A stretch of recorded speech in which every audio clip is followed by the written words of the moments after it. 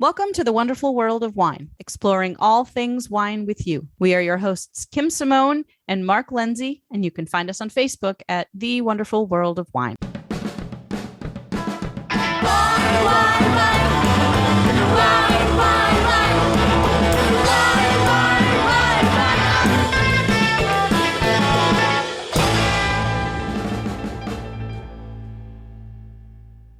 Hello, everyone, and welcome to this week's installment of The Wonderful World of Wine here on Franklin Public Radio. I am your co-host, Kim Simone, with my friend, Mark Lindsay. How are you this week, Mark? Everything is good, Kim. Thank you Wonderful. very much. How are you? I'm great, thank you. All geared up for September, and the world is getting a little chillier, and football is here. So football is here. Football and wine pairings have to be talked about. That's right. Believe it or not, started thinking about the holidays and fall wine tastings. It's like, where did the summer go? So yeah, here we are again. Going fast. So what's first today, Kim? So we've got a little wine history to talk to people about. I think that this is something that we've mentioned once or twice before in our show, but there was a very comprehensive article about one of our most fascinating sort of things you didn't know about the wine world. Little bits of history in VinePair, which is a website that we love. And this was about how wine bricks saved the U.S. wine industry during Prohibition. And Prohibition may only have lasted a few years, but it had massive impact on the wine industry, alcohol industry in the US, and still even 100 years later really has impacts on our current drinking patterns. So it's fascinating, I think, social way of looking at how the industry that we are a part of, Mark, responded to a serious crisis. And we've been talking a lot about how during COVID times, a lot of our wineries and restaurants and retailers like yourselves, a lot of us in the industry have really had to make a quick pivot and adapt very, very quickly and creatively to new situations. And this is exactly what grape growers and winemakers had to do in the 1920s during Prohibition. Yeah, and we'll talk in detail how they adapted, but also how they were a little sneaky but creative. So sneaky. Which happens quite frequently nowadays on how they do things on labels and things like that. So they're still always doing the same thing. And I'm kind of surprised, Kim, you said a short period of time for Prohibition. It was what, 1920 to 32, was it? Wasn't it 13 years? It was 13 years. In the grand scheme of things. That's a long time for no wine, Kim. In the grand scheme of things, 13 years is not that long. It wouldn't happen 13 days now. No, hopefully not. No. Knock on wood. Cross your fingers. So you said the vineyards had to adapt. So Prohibition hits, and the first thing is they say that the wineries can no longer make wine for regular consumers. So what are they going to do, right? They had to adapt. And they thought maybe this will end soon. So if it ends soon, we don't want to rip up our crops, because if we replant and then we want to go back to grapes, it's going to take another 3-4 years. We don't want to do that point. So some people said, well, we're just going to stick it out, and we're going to. And I think that was smart. I mean, it might not have felt that way to them at the time, because they were really hedging their bets. Like, how long will this last? Will this last for decades? Will this only last a couple of years? So I think that's another kind of parallel to modern times. It's like, how long is this going to last?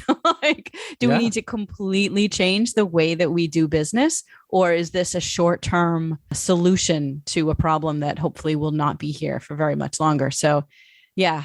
I think a lot of the ones who were true farmers said, I'll just move to a crop. And they moved to like orchards they planted. So, that's one of the reasons why we see like almond orchards and hazelnuts and all of these other crops that were really planted in the shadow of Prohibition. Once grape growers could no longer grow grapes, they tore up their vines and they planted new crops. So that's another one of those sort of secondary impacts of Prohibition. The law came at the time was the grapes could be grown, but could only be made into non-alcoholic drinks. Right. Or the winery people could go to jail. So what the Volstead Act did was it made it illegal to sell, ship, and purchase alcoholic beverages. So if you were making wine, you could make it, but you couldn't sell it. You couldn't buy it, except for very, very specific cases. Like churches could still purchase wine for religious ceremonies. Right. But if you were just a person at home, you were legally allowed to still brew beer. Actually, you couldn't brew beer because people couldn't homebrew at that point. But anyway, but you could still make wine if you could get your hands on grape juice. And that's where the creativity came in with a lot of these grape growers. Yeah, and they said at that time you could legally consume 200 gallons at your home of wine, but it wasn't. You couldn't buy it. You could make it for your own personal consumption, and up to 200. That's a lot of wine. And so the smart wine makers and the vineyards, they adapted. And what did they do, Kim? So they still continued to grow the grape varieties that they had been growing, but then they processed their grapes in such a way that they dried them out. So they got the juice, and then they consolidated and dried them into these blocks that really literally looked like bricks that you would use to, build your house with. And they sold them to people to make quote unquote grape juice with. So the consumer would then take this brick of grape concentrate and then dissolve it in a gallon of water, and voila, you have grape juice. But they got very creative with the labeling on their wine bricks, didn't they? Yeah, that's the good part. The warning. This is the fun warning, part. They did put a warning, but they stated that the warning, do not add. They basically told you how to make wine by saying don't add water, don't add yeast, and don't put it in a cool place for 21 days. I love the stipulation of don't put it away for 21 days. Exactly. So, I mean, which is what smart. I love to know who originally. How in the world did that get past? Like, if that were nowadays, there's no way that would make it past. What is it? The TTB. The TTB. Yeah. Well, I don't know. A lot of things get past. I don't know how. That's true. But just very creative. So they would get these bricks, and it would say, "Don't do this," and they basically, people knew how to make it anyway that were buying these, and then the word spread, and everybody. So they kept them in business by creating these wine bricks, and I associate those wine bricks, Kim, to when you buy that coffee that's what do they call it, freshly it's like hydrated, the vacuum sealed ones. Exactly, vacuum seal. That's what I was looking so it was like really hard. Yeah, when you open it, it was like. And so that was the warning they put on it, and it ended up being a great success. And I mean, nowadays I kind of Googled if they technically call them still wine bricks, but you can buy grape concentrate and grape must, and a lot of people to this day make wine that way. They buy in bulk the must and the concentrate, but they don't make it in that brick form. No. Any longer that I could find. It's like big Home Depot buckets of concentrate and stuff like that. Or like, you'll find them in like bigger sort of cans, almost like if you were getting a really big can of tomatoes to make tomato sauce with. There are a lot of different ones that you can find at home brewing stores, and they'll have the grape varieties on them, So if you wanted to make Riesling, or you wanted to make Zinfandel, or you wanted to make Merlot, it's fairly easy to go to Google a local homebrew store, and any place that has a good supply of beer making supplies will generally have a good supply of winemaking supplies too. So you can just go in there and browse and see what our modern equivalent is of these wine bricks. I thought I saw just recently, like on the Pawn Stars or something, where someone brought one of these bricks in, and I thought it was going to be, wow, this thing's going to be worth $1 million because everyone had to have made them into wine, right? But I guess there's not really a big demand for them because there were so many that were out there. And that are still out there? To be found. Yeah. I was shocked. It was in, the original package and everything. I've never seen one. I just saw it on this show. So, but they're in California. So maybe it's a much more typical historical find out in California. Yeah. But you figure they've got to be almost 100 years old now. Yeah. It was in like a little brown package box. So little piece of history. Very ingenious though. Yeah, very smart. And I love how you referenced how today with the COVID and everything, everybody had to adapt. And that's what they did back then. When times were tough, they adapted. And it's just a good thing about the wine world.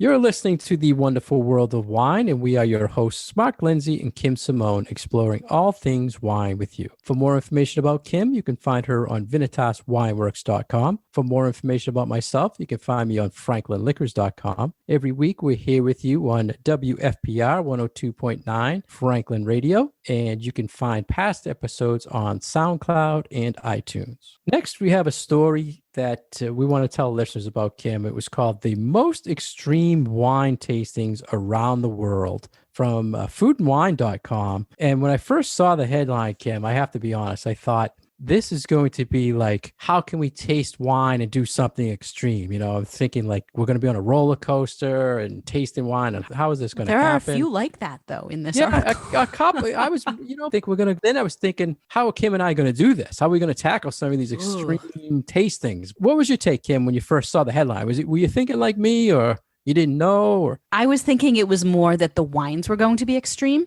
So kind of. So we both went different directions. We went in different directions, but it ends up that it's sort of tying back to our last little segment about prohibition and getting creative with your wine tastings. And this is just a nice list of things that different wineries or different wine groups are doing to make wine a little bit more exciting and accessible and interesting and outside. Right. As you know, people are trying to social distance and maybe not all be crowded in one tiny little tasting room. And I thought that there were really some fun, creative examples of different things to do while tasting wine or to add to the wine tasting experience, which was really what I got out of it. That this is a great list of ways that wine tasting is being made a little bit more interesting by having these other sort of activity components added to the wine tasting experience. So it was kind of fun. I liked how you said that added to, because I always, I wanted to refer this to when we started doing wine events. It was, this is the basics of wine. Then we say, let's do food and wine pairings. And then as we kept doing them, we had to come up with more really extreme ideas of how, how can we do? So then we were like, all right, let's do yoga, and then we'll have wine. Let's do painting, and then we'll have wine. So it really relates to exactly what these people did all around the world. An activity with your wine. Something but that ties in with the wine. But that still ties in. Do you have a favorite from this list? Because I absolutely had a favorite. Oh, really? Yeah. Now this is it. I want to know yours first. We probably don't have the same favorite. I think there was one from Croatia that I liked, that you had to dive into the sea to reach an underground wine cellar, pick your favorite bottle, and bring it up, and then you had that with a wine dinner. That one was really cool. That wasn't your favorite, though. That wasn't my favorite, but it was probably in my top 5. Yes, this one was really cool. I'm going to find it in the article so that I can, that's pretty extreme, You're right. First Croatia. They have to teach you how to dive. Right. And so there was a scuba diving lesson, and then you took what you learned in the lesson to go into this underwater, perfectly temperature controlled wine cave.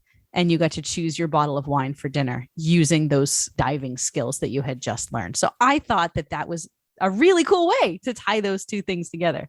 Yeah, so hopefully people had both a passion it. for diving and a passion for wine all at the same time. Yeah, but if you had people who, like you said, they want to dive, but they might not like wine, or they like wine and never do, they mix the two, and you get the best of both worlds out. Yeah, that'll still be pretty cool. What was your favorite? I liked the one. So that was Croatia, right? Yeah. So there's one in Slovenia where you have a blind tasting, literally blind, because you go cave diving. So you go and you do this hike through these caves, and you get to a place where it's completely black and you can't see anything. And then you taste wine. So you can't cheat, and you can't see the color, and you can't see anything about the wine. And then you do a little wine tasting, and then you have to climb out after you've tasted wine. Yeah, that was a good one. I thought that was pretty cool, because I would absolutely do that. Yeah. And it's a great way to experiment with wine, because they say, you're not seeing the color. You can't really tell if it's red or white. Yeah, so that's what I liked about it. That was a good one.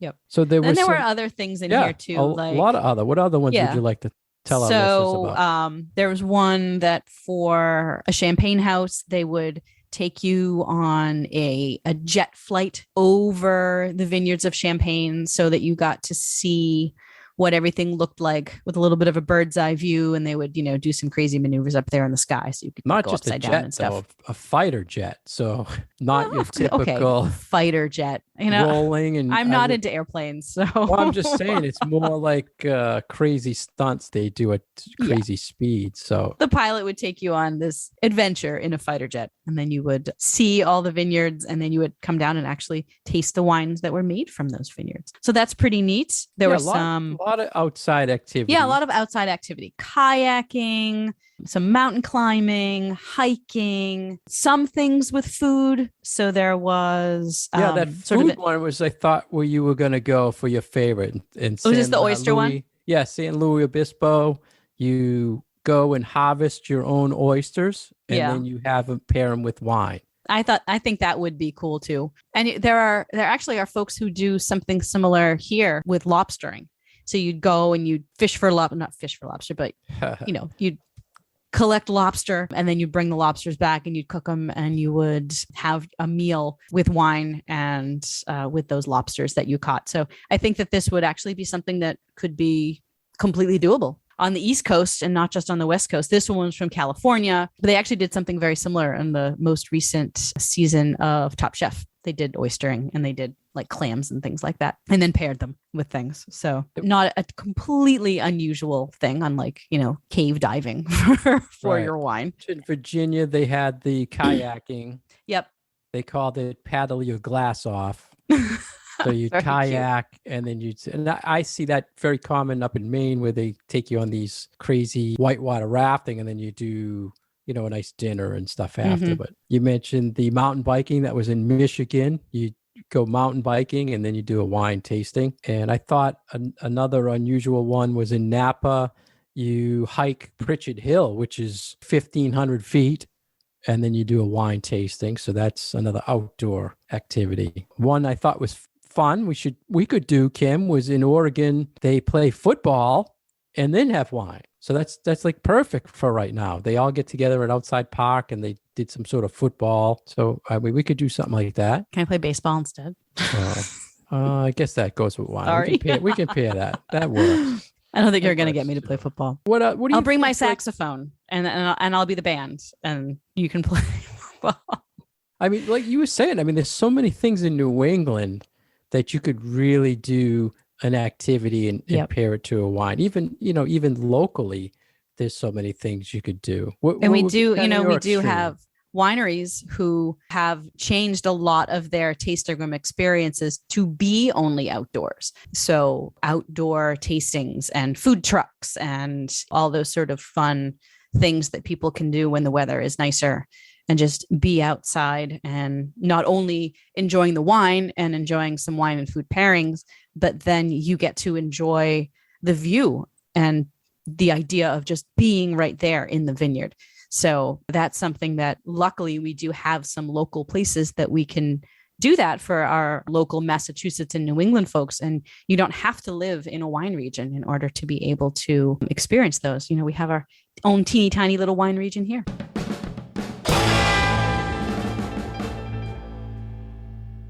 You're listening to The Wonderful World of Wine, and we are your hosts, Mark and Kim. You can find more information about Mark at franklinliquors.com and more information about myself at vinitaswineworks.com. For our next article, we found a great little piece in Wine Enthusiast talking about something that Mark and I often will argue about. How long should you let your wine breathe? This is something that comes up when we do wine classes together. He likes to pour them way ahead of time, and I don't. Yeah, we just talked about this. Yeah, we just talked about this when we were talking about temperature. And what temperature to serve the wine. And that has to do, or is related to, letting a wine breathe. But I think first, Kim, we should tell the listeners, what do we mean when we're saying let a wine breathe? What's the definition? Just means to let the wine come in contact with the air, with oxygen, for a little bit of time. You don't get it by just popping the cork. So just opening up your bottle of wine generally doesn't do too much. with letting the Because wine quote unquote breathe. You think it does? no, I said because why? Tell our listeners. Because you're only allowing just that teeny little bit in the neck of the bottle to have contact with air. If you really want to let your wine have full exposure to the air, you need to either pour it into your glass or you need to pour it into a decanter so that you have much more oxygenation kind of mixing with all that liquid. Would you agree? It's all about the air and how much air, which helps the wine open up, as I like to say. And we talked about gadgets, the aerators, the decanters. And I think one of the best tips they started with, like you mentioned, when you open it, because that little space in the bottle, the neck of the bottle is not real a lot, just pour it in a glass, a little bit in the glass. So there's more air now in the bottle. And then the first glass you can have has already been splashed into the glass and it's already been aerated by the pour. So I thought that was a good tip to just, when you open it, pour a little bit, just like they do with the professionals serve you in a restaurant. They always take a little bit out and they sample it, or they let you sample that little bit.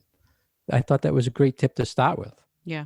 So I have to say that I think I'm coming around a little bit to the idea of letting your white wines open up before you serve them. And here's why. Because as we've found over the last few years, we've got more and more bottles that are bottled under screw caps instead of with corks. And sometimes you will find a little bit of a kind of a stinky, kind of eggy, like hard-boiled egg kind of off odor from the sulfur that sometimes the wines will be bottle finished with to keep them fresh for a little bit longer. So I have been noticing that a little bit with some of my wines that are bottled under screw cap. So I will admit that perhaps opening those and decanting them a little bit, just a little bit ahead of time, like maybe 15, 20 minutes, maybe isn't such a bad idea. Oh, that's good to hear. And coming around. Not all wines need to breathe. And right. And you right? know,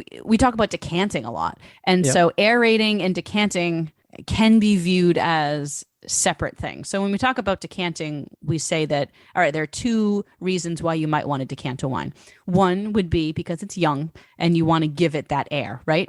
And the other thing would be because the wine is old and you want to separate it from any sediment stuff at the bottom of the bottle. So we're really talking about aeration being an equivalent to decanting in order to liven up or wake up one of those younger wines. So, you know, it's an interesting use of language because I feel like now I wonder if we will stop using the word decant for younger red wines and just start calling all of that aerating and save the word decanting for just pouring wine off of its sediment. I liked years ago, I heard something about decanting. Think of it like a diaper. You need it when it's young and you need it when you're old. So that was, I thought, one of the best. I always remembered that tip. I have never heard that. Never how heard have that you one? How have you never told me that one before? Oh, I just told you and all the listeners too. Remember it. That's right? amazing. It's I am true, totally though. going to use that. It's totally true. So Do you remember where wines, you heard that the first time? Oh, I don't know. I'm sure I laughed like you did. Though, right? So Goodness. young wines, like a young red, tends to be typically tannic, so it needs more time to breathe. And they actually gave us some tips, Kim. A young tannic red, you should let it breathe like 10 to 30 minutes before you try it, right? Let it open up. Mm-hmm. And older vintages, now this is what you were getting at. A lot of times when you have an older vintage, it may be dangerous to let it get too much air or let it Right. breathe too much because it might be on the threshold of its peak. And by letting it aerate too long or breathe too long, it could be hurting the wine. So you have to be careful with older vintages, as you were saying.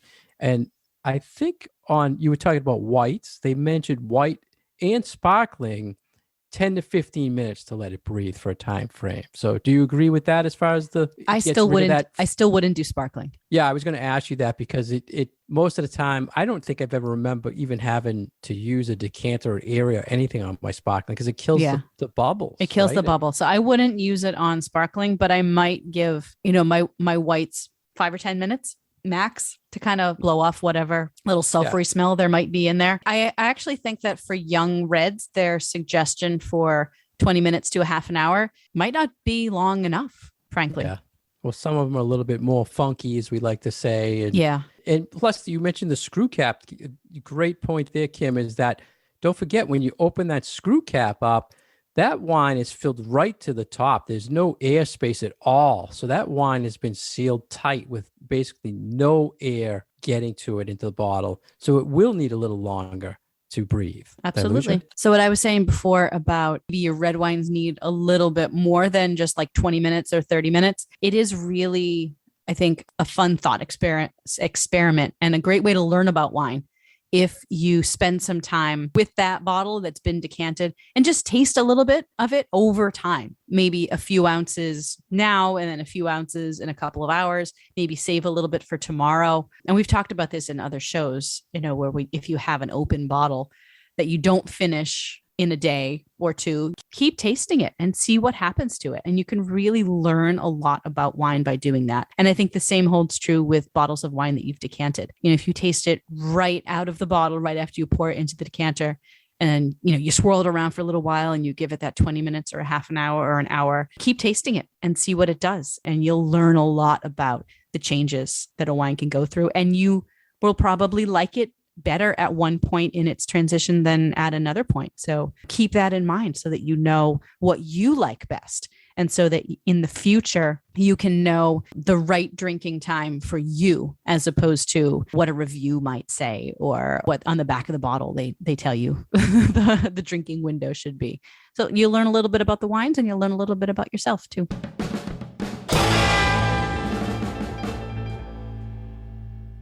You've been listening to The Wonderful World of Wine, and Kim and I enjoy talking wine with you every week here on Franklin Radio, WFPR 102.9 FM. If you ever have any questions or comments, you can find us on Facebook at The Wonderful World of Wine. We post all these articles we talk about. We post some follow-up articles, and basically everything that we do, we post on there. If you have any questions or comments, please send them, and we'll talk to you again next week. Cheers. Wine.